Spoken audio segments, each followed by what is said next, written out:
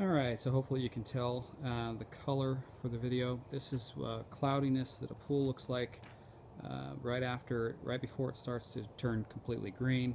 Basically the chlorine sat for over a week on this pool at 0 right after the pool was covered. It's not too bad. It looks pretty clear in the shallow end.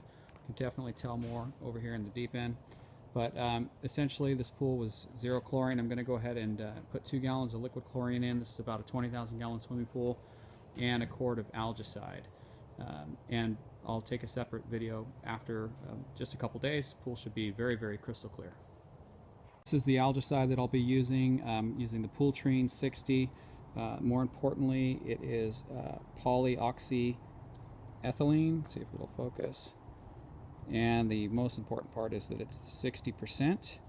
So it's you'll see it start with polyoxyethylene. And then 60% is the important part. There are several brands that make the exact same product. Works very well for controlling green algae or the start of yellow algae, but if yellow algae takes over, this will not be strong enough. But the green on the walls and on the water or cloudy pool, prevention against green algae, this algaecide works great. I should mention I did also brush this entire pool to get all the algae off the walls. Put in the 2 gallons of chlorine. It also needed a half of a gallon of acid to lower the pH. The pH was a little bit too high. And I stocked up the floating chlorinator with 4 different tabs in there, 3-inch tabs. So I'm going to add this entire quart of algaecide. It basically treats 20,000 gallons, which is the size of this swimming pool.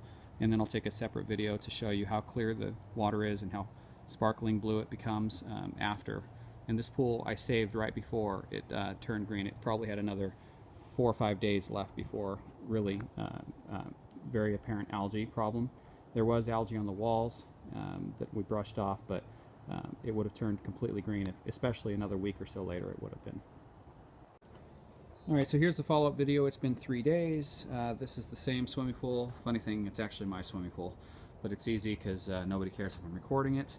And I had covered the pool over the winter and left it, and it's almost at the end of February right now, and I had left it for too long, and I knew that I had done that. But you know, it's kind of like a mechanic that doesn't take care of his car. Well, you know, my pool is sometimes on the back burner, but trying to show you that the algae is completely gone. It's difficult to see, but basically the water is crystal clear, and there is literally no algae left on any of the walls or anywhere else for that matter.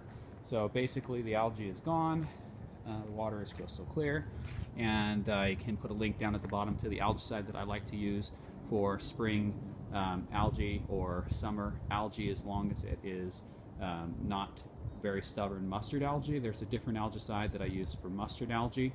You can click on mustard algae on the website, and there'll probably be either a video there, I haven't created it yet, but or just the link to the algae killer for mustard algae. Mustard algae grows on the shady wall, so this wall here where the shade is, not the sunny wall over there. It starts off on the shady wall, brushes off like a thin cloud, and then if you let it go, it'll go on every wall, but it is very stubborn and it requires a stronger algaecide.